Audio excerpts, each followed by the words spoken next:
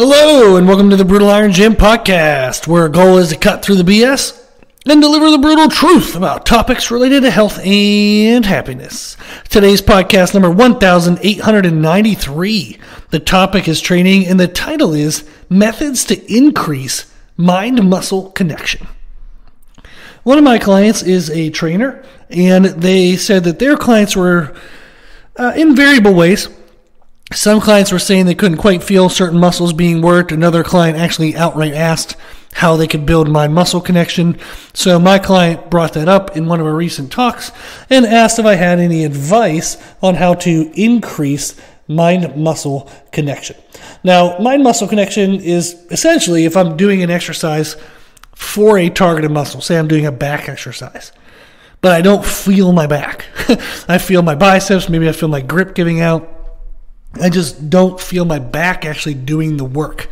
That can definitely be confusing. That can lead to doubt as to whether you're doing everything correctly or not. And it can be frustrating because if you don't feel it working the way that you would expect, you're going to feel defeated, and then you might quit or be less excited to work out or less motivated to work out. So this is definitely something we want to address if we're personally struggling with this, or one of our clients are struggling with this. So I wanted to share 5 tips that I've used in various ways and various times to help people with mind-muscle connection. One method is isolation before compounds. And what this means is if somebody says, I know like dumbbell chest press is supposed to be for my chest, but I don't really feel it in my chest. They would feel it mostly in like their arms being fatigued, their shoulders being fatigued. They just don't feel it in their chest. Well, you could do an isolation exercise for the chest before the dumbbell presses. And I would actually superset these. So I would do one exercise directly into the other exercise, not all the sets of the chest. Like, for example, I do a chip machine chest fly or dumbbell chest fly. I would do a set of the flies, then a set of presses, then back to a set of flies, back to a set of presses. I would go back and forth. I wouldn't do all the flies and then all the presses. So this is a superset pre-exhaust. Now, what that means, how that looks like, is when we're doing the first exercise, the isolation, we're not looking to annihilate the muscle. We want to look to stimulate and feel the muscle. Since it's an isolation exercise, we're going to have a better chance of doing that. But since it's an isolation exercise, it's not going to be very heavy. So then when we go into the compound movement, it helps us create more stress because we can use heavier weight loads. However, since there are other muscles getting involved, we might not feel that target muscle as much. So there's pros and cons with both movements. So if we do both, we get both the pros. And the cons kind of cancel each other out. So an example of this is in Brutal Iron Gym, we had a free motion cable chest machine that you could use for chest flies. And then about 20 feet away was a set of dumbbells. So it worked out really well that I could have clients do chest flies, get up, walk over. We take about 30 to 60 seconds in the transition, and then they do dumbbell chest presses. The flies, we are looking for good form and stopping 1 to 2 reps short of like any kind of technique breakdown. So you're going to like an 80 to 90% intensity. It's not all out, not the most you could do.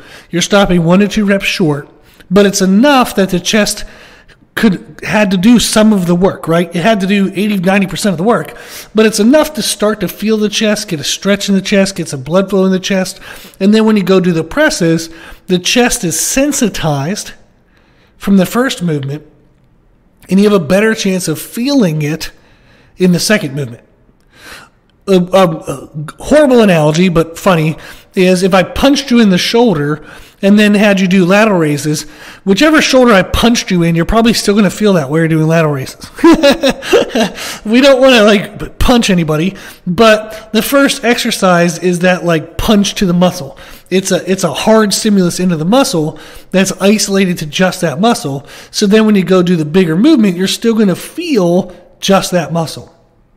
Now, you may have to practice that a little bit and maybe do it 3-4 weeks in a row. I like to do programs 4 weeks in a row for clients where I have the same workouts 4 weeks.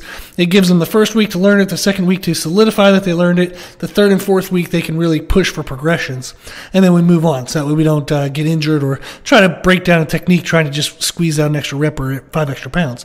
So I like 4-week progressions. And what I'll have a client do is we would practice this the first week, have absolutely no concern whether they can feel it or not the first week. We just want to know that it makes sense, that they're doing everything right.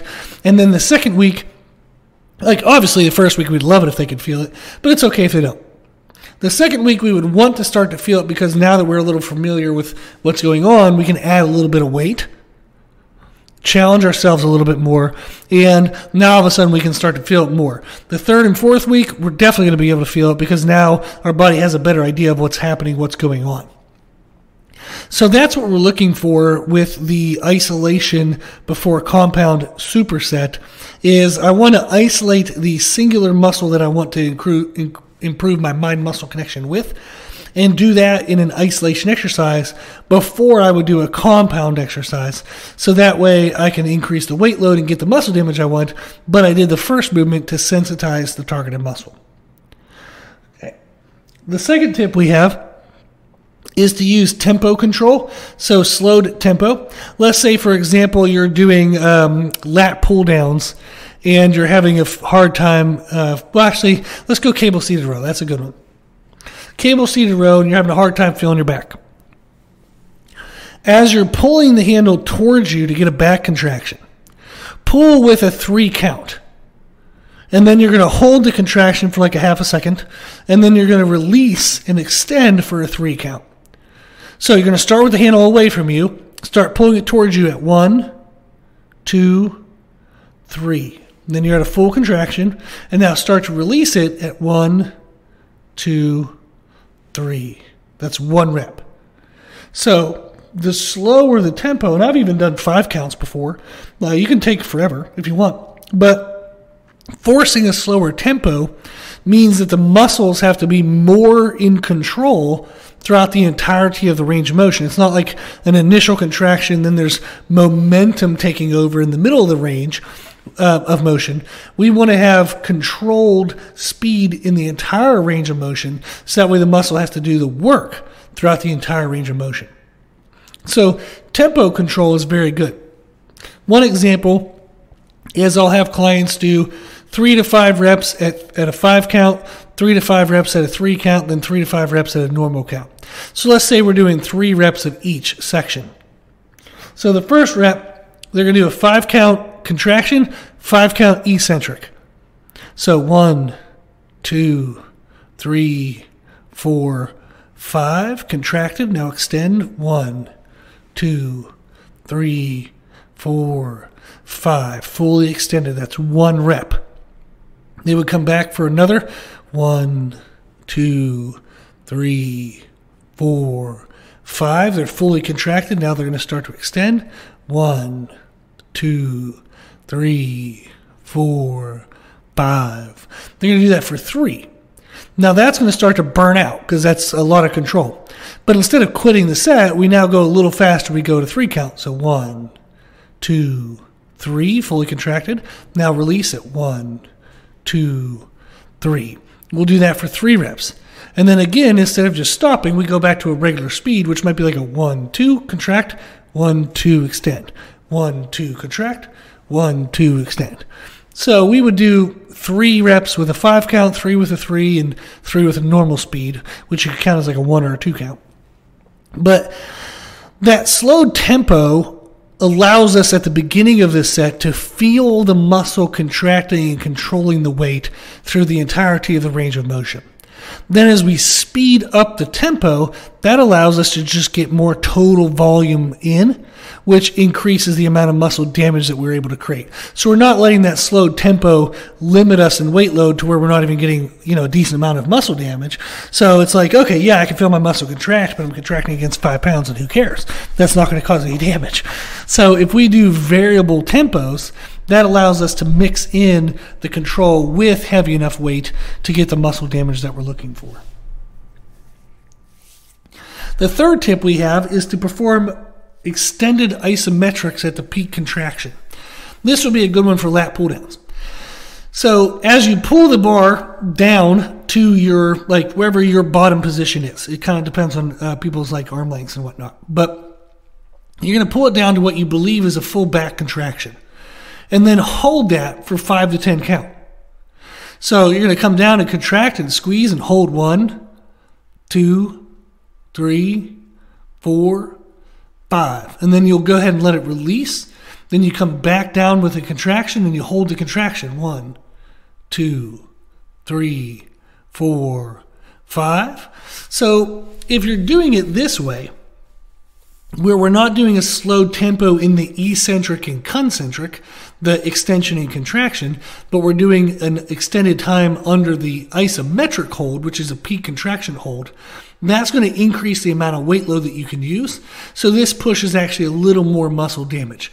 You're not going to get as much mind-muscle connection as you would with a slow tempo, but you're still going to get some. But this blends in heavier weight load while trying to get in that mind-muscle connection concept. So these would be great techniques to play with or progress to. So maybe the first 4 weeks of a program you do slow tempo, the next 4 weeks you do isometrics, and then the fourth tip is overloaded eccentrics, and maybe you'll do that for 4 weeks. So the isometrics, the hold at the peak contraction, helps you, because if you pull, like a pull down, if you pull it down with your biceps, but you have to hold at the bottom, you can then play with, oh, okay, let me flex my back harder. And now all of a sudden you can feel your back holding more of the weight than your biceps holding the weight. Sometimes in order to complete the contraction, we use a mixture of muscles available that it doesn't highlight the targeted muscle. So when you hold that isometric contraction, your body can then find the muscle that's supposed to be holding the weight. And then you get the eccentric, the extension, while that muscle's under full control. So it's a way to improve the eccentric portion of the movement and get damage trying to hold the isometric. So you get the two components of the repetition perfect in the exact muscle you want. So isometrics is a great option. The fourth option we have is overloaded eccentrics. And this is essentially, we do an assisted contraction or a cheated contraction, and you just do whatever the hell you have to do to get to the contraction, and then you do it with a really heavy weight. Arnold Schwarzenegger did this with cheat curls, and this was a way for him to build his biceps. I'm not a big fan of doing that unless you're an advanced lifter, so I'm not saying that as a suggestion for you to do it, but saying that people do this. So an overloaded eccentric, for example, might be, lateral raises. You might use a little bit of leg drive to kind of throw the weight up to the top of a lateral raise, like out to your sides. And then you're going to try to slowly lower that weight down. You're going to try to control that weight down. So Arnold did it with bicep curls. So he would push his hips forward a little bit as he would curl and throw his shoulders back a little bit, and that would cheat the weight up to the top, and then he would upright his body. He would bring his hips more underneath him, he would bring his chest forward, and then he would lower the bar down under that harder position in order to get the eccentric to feel even heavier. Another way of doing this would be is if we think of the concept of, if I'm trying to barbell bench press, and maybe the most I can bench is 225. Well, how about I put 235 on, I have a training partner or a trainer, and I unrack the bar, I try to slowly lower that down, maybe it takes 3 to 5 seconds and I can lower it to my chest, and then the trainer or the partner helps lift it back up to the top.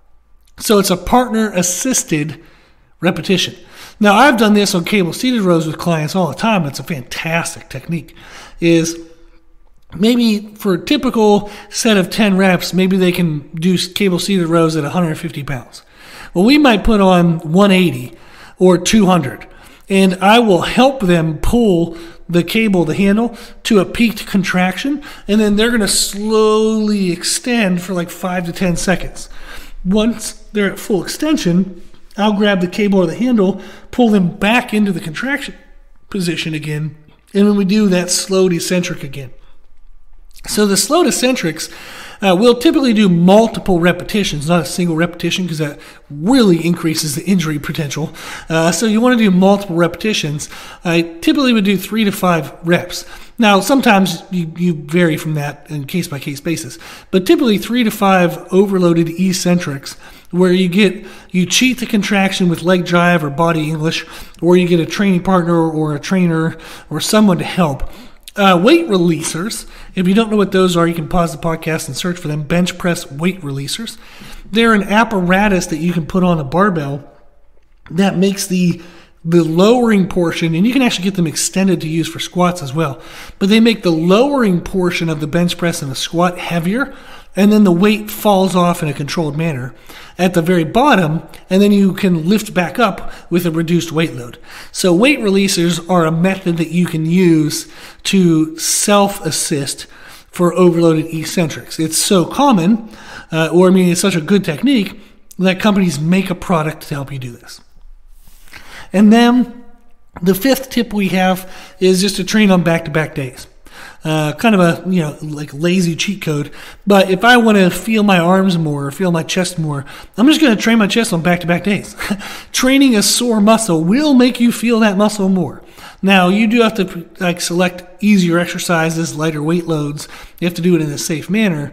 But training on back-to-back days can help you increase mind-muscle connection, because essentially you're training a sore muscle.